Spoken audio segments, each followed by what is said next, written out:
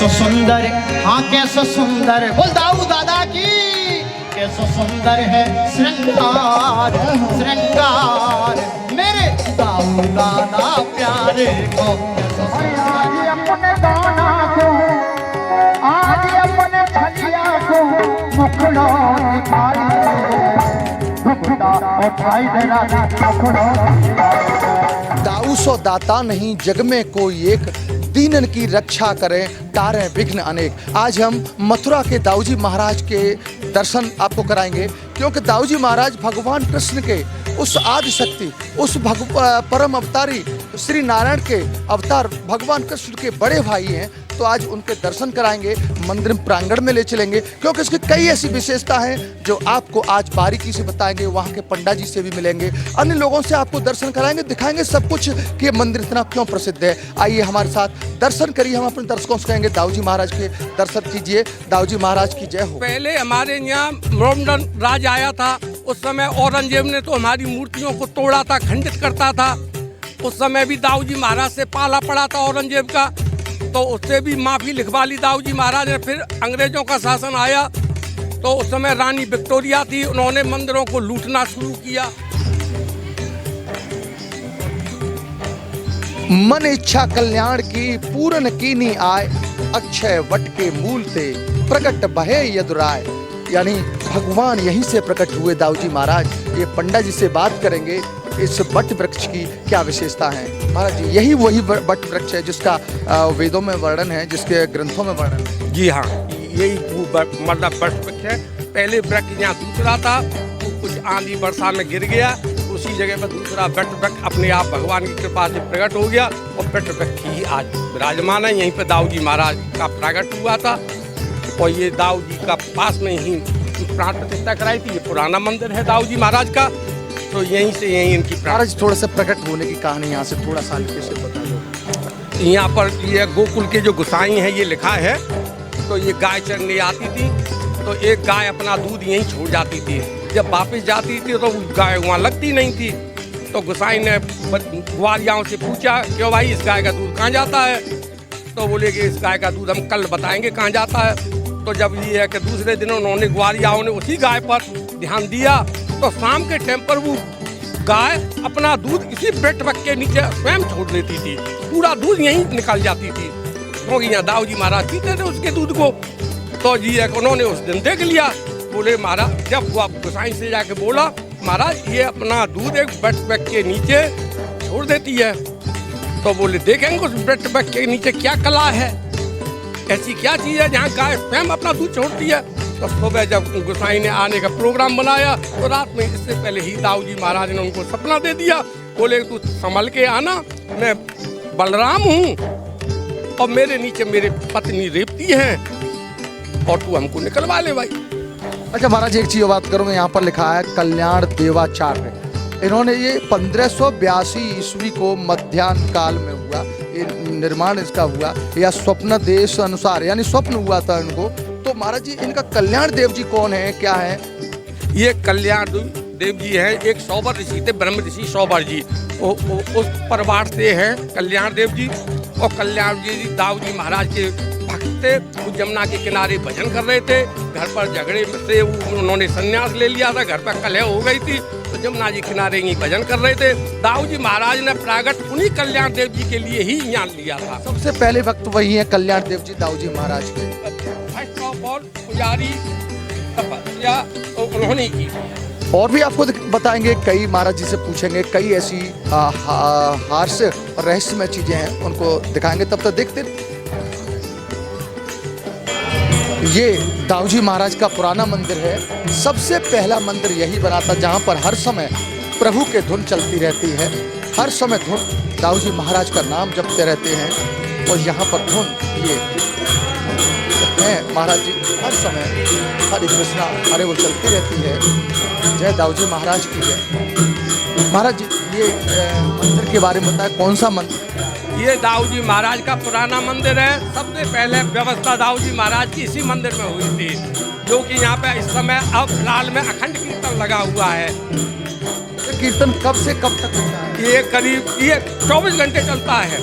हर समय ये कीर्तन, ये करीब 16 आदमी की टीम है जिसको दाऊ जी महाराज तनख्वाह देते हैं इन लोगों को। और ये 3 आदमी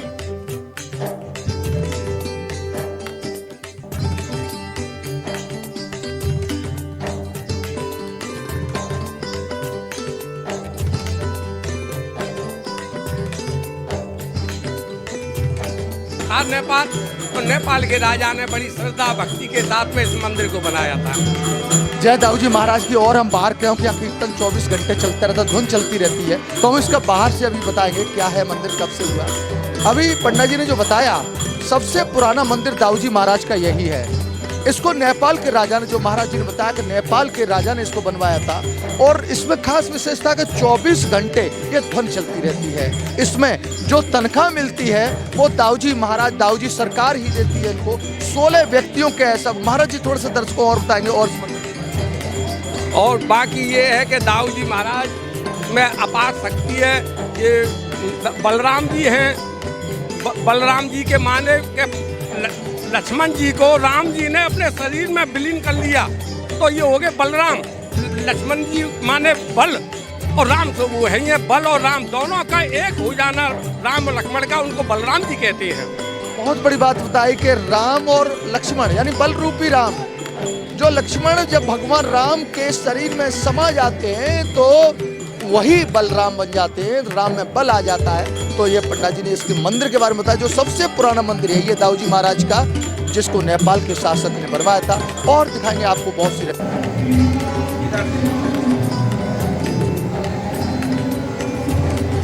विशेषता। हाँ। अच्छा, सबसे पहले यहाँ जंगल था, तो सबसे पहले ये हनुमान जी थे जो नंद बाबा इनकी पूजा करते थे। तो रोहिणी मैया जो बलराम जी की माता थी,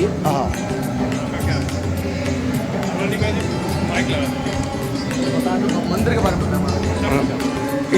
ये हनुमान जी की कुंज बोली जाती है इसको। तो यहाँ जब जंगल था तो हनुमान जी ही यहाँ पर विराजे थे। इससे पहले रोहिणी मैया को, बलराम जी की मैया को इसी कुंज में रखा गया था, इसी जगह रखा गया था बलराम जी की सुरक्षा के लिए। कंस की भय की वजह से मैया ने बलराम जी को जन्म इसी कुंज में दिया था।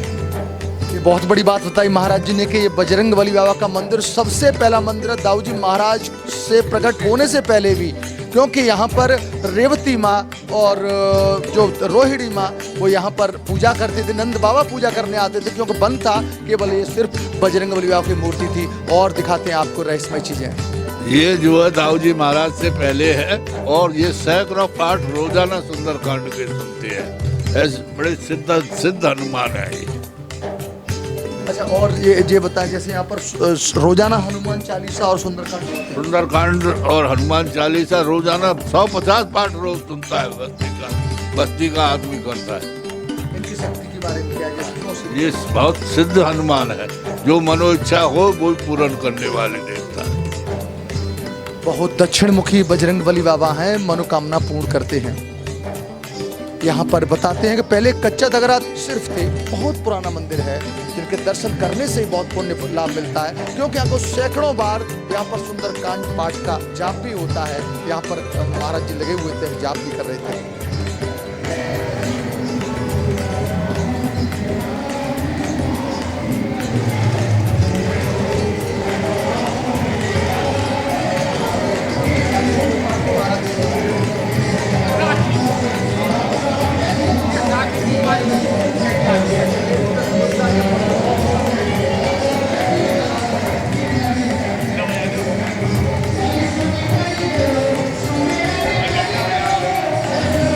गोविंद भगवान की जय। यहाँ पर महाराज जी से बात करेंगे।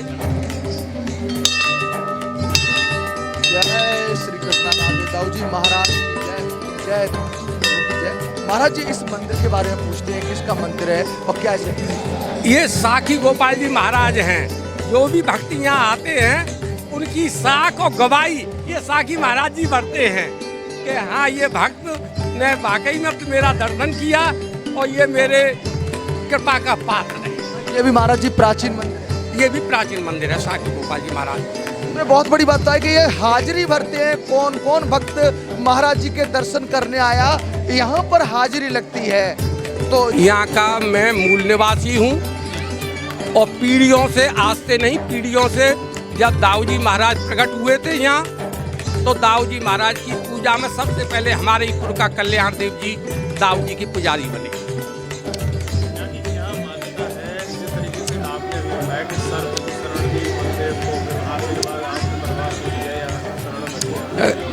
एक बार ब्रज में प्रलय काल आया था, उसमें सभी देवता भज गए थे। ऐसा लिखा भी है कि ब्रज मंडल भाजन पर्यो भाज गए सब देव, श्री यमुना सूनी पढ़ी द्वार अड़े बलदेव।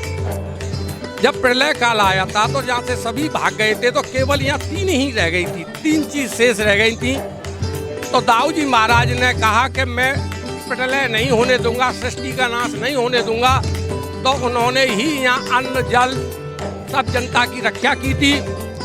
तो उस समय यहाँ पे ब्रज में इस भूमि में 3 ही रह गए थे कि ब्रज के 3 वासी मोर, बंदर और अहिवासी। अहिवासी एक अल्ल है, आदिगौर ब्राह्मण दाऊ जी के पंडा पुजारी कहे जाते हैं, उनको उपनाम में अहिवासी भी कह देते हैं। जो काली नाग और गरुड़ ये एक ही बाप की संतान हैं। इनकी माता 2 थी, कद्रू और बिंता। कद्रू से नाग हुए थे, बिंता से गरुड़ हुए थे। इन दोनों में एक बार क्या होता है कि बहस हो गई थी कि गरुड़, इंद्र का घोड़ा जो है सफेद है। तो काली नाग की मैया बोली कद्रू नहीं सफेद हैं। तो बोले ठीक है बहन, सफेद होंगे तो मैं तेरी दासी बन जाऊंगी, काले भाई तो तू मेरी दासी बन जाइयो। देखने जब गए तो घोड़ा तो सफेद थे इंद्र के। तो काली नाग ने जाके उन घोड़ाओं से लिपट गया, अर्थात मेरी माता बांदी न बन जाए, रानी बन के ही रहे। तो माँ का आज्ञाकारी होने के नाते जब घोड़ा काले कर दिए उसने, तो कद्रू रानी बन गई, बिंता बांदी बन गई। जब गरुड़ जी और अरुण जी बड़े हुए तो उन्होंने पूछा माँ तू बांदी बन के क्यों रहती है और मौसी रानी बन के क्यों रहती है? तो जो बोले बेटा एक बार ऐसे शर्त लगी थी हम दोनों बहनों में, और वहाँ पे घोड़ा मैंने सफेद बताए थे और इसने काले बताए थे। जब जाके देखा मौके पे तो घोड़ा काले पाए गए। बोले नहीं माँ घोड़ा तो सफेद है। बोले बेटा हम तेरी बात नहीं मानेंगे, हम आंखों से देख आए। बोले फिर दोबारा से शर्त रख तो घोड़ा अब दिखा दे हमको। जब जी को उसने जिद पकड़ी गरुड़ की मैया ने, बिंता ने, तो ये घोड़ा देखने दोबारा गए तो दोबारा काली फिर लिपटा उसमें जाके। तो गरुड़ जी ने उसको खींचा तो घोड़ा सफेद निकल आए। और वहीं से लड़ाई होते होते और काली नाग वृंदावन में काली दह जहाँ है वहाँ पर 100 बार ऋषि जी भजन कर रहे थे, उनकी शरण में आ गया। उन्होंने उसको बांस दिया, उसकी रक्षा की और इस तरह से काली नाग काली दह में रहता था।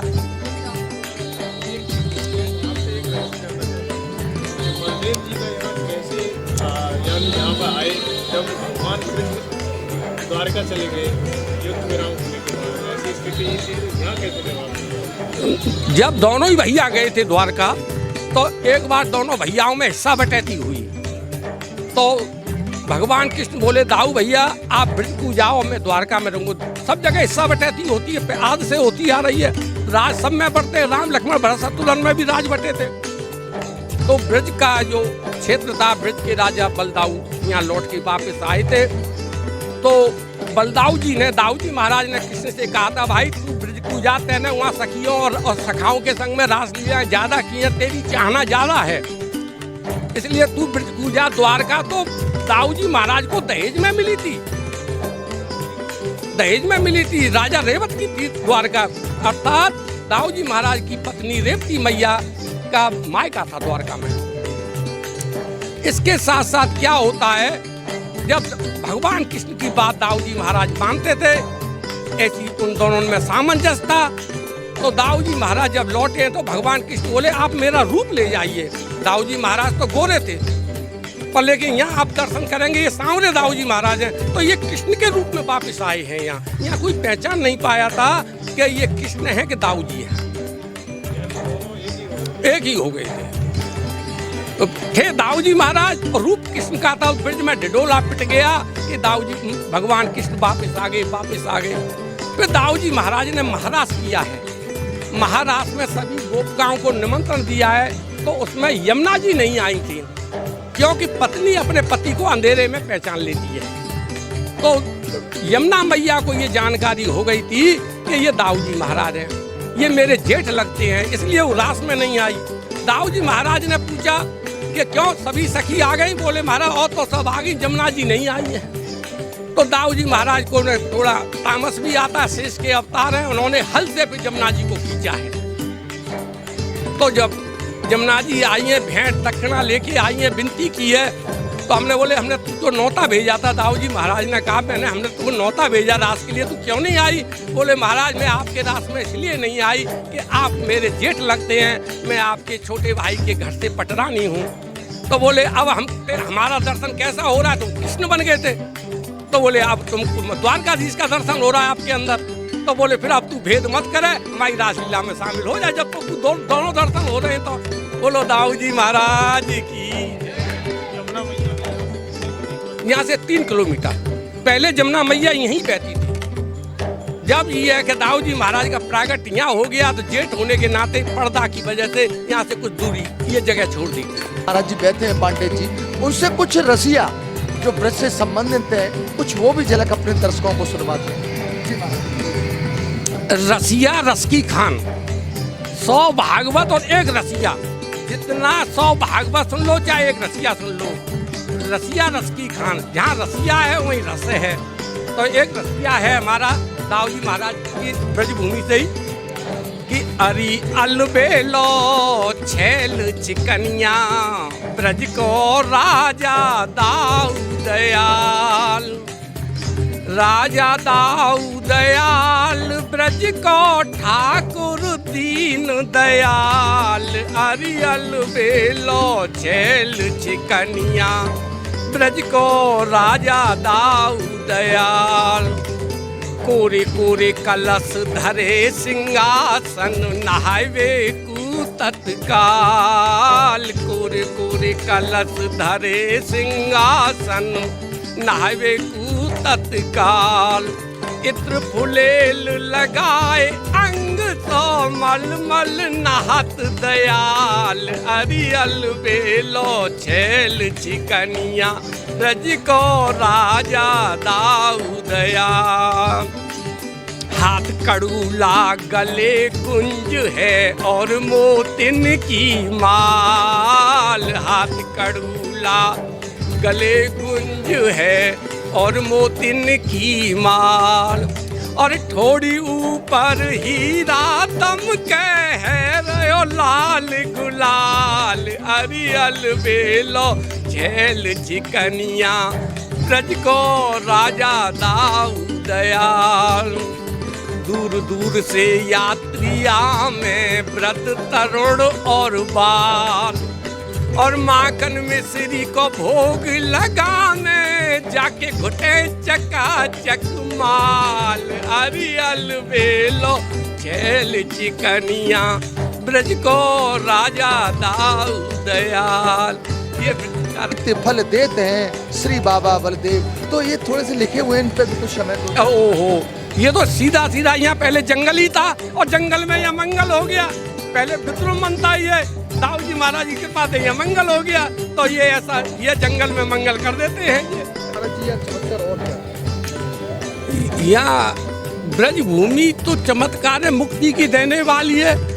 माटी कहे गोपाल से मेरी मुक्त बता, तो यहाँ मुक्ति की भी मुक्ति है। तो इस ब्रज भूमि का तो ऐतिहासिक चीज है। यहाँ तो मुक्ति है, भक्ति है, ज्ञान है, वैराग्य है, सब कुछ है यहाँ।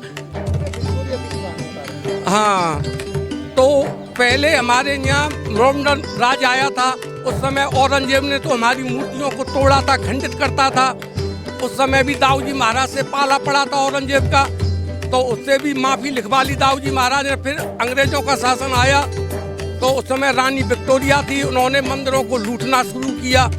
तो ये मंदिरों का राष्ट्रीयकरण करते थे और मंदिर का सारा जी एक दहेज को ले जाते थे, सब द्रव्य को ले जाते थे। तो फिर विक्टोरिया को भी लंदन में जाके दाऊ जी महाराज ने क्लास ले ली, उसको अपना दर्शन दिया, उसको ताड़ना दी, तू मुझसे ना टकरा, मैं तेरा नाश कर दूंगा। तो विक्टोरिया को जब पसीना छूट गया दर्शन करके 6 दाऊ जी महाराज का, तो उसने भी माफ़ी लिखी और 2.5 गांव दाऊ जी महाराज को माफ़ी में उसने भी लगाया। इस तरह से दाऊ जी महाराज की 7.5 गांव की जमींदारी है, 5 गांव औरंगजेब के प्लस 2.5 गांव विक्टोरिया के।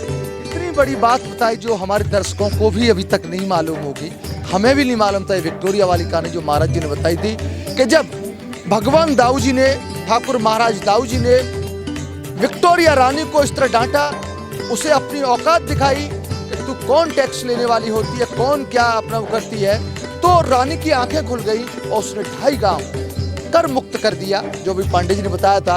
यानी 7.5 गांव टैक्स फ्री कर दिए, 5 औरंगजेब ने और 2.5 गांव रानी विक्टोरिया ने। तो ये पहली कहानी थी, हमने भी नहीं सुनी थी कि जब रानी विक्टोरिया को दाऊ जी महाराज ने डांटा, क्योंकि इसका वो राष्ट्रीयकरण कर रही थी। तो मंदिर आज भी लगता है शायद अभी भी प्राइवेट मंदिर है। और यहाँ पर जो इनके कल्याण देव महाराज के, महाराज जी थोड़ा कल्याण देव महाराज कितनी संतान है यहाँ पर? कल्याण जी जो यहाँ की सेवाएं तत्कारी थे, आज हम उनके 8.5 खिबरदार हो गए हैं, अर्थात 8.5 हिस्सेदार हैं, जिसका रजिस्टर में हमारा नाम है।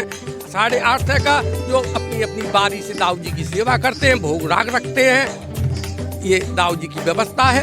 अच्छा महाराज एक चीज पूछूंगा, ये जो हुरंगा होली होती है उसमें लोग कहाँ से आते हैं? लोकल के लोग होते हैं, कहाँ से लोग आते हैं इसको देखने? ये लिखा है विश्व प्रसिद्ध हुरंगा, यहाँ पे ऑल वर्ल्ड आता है।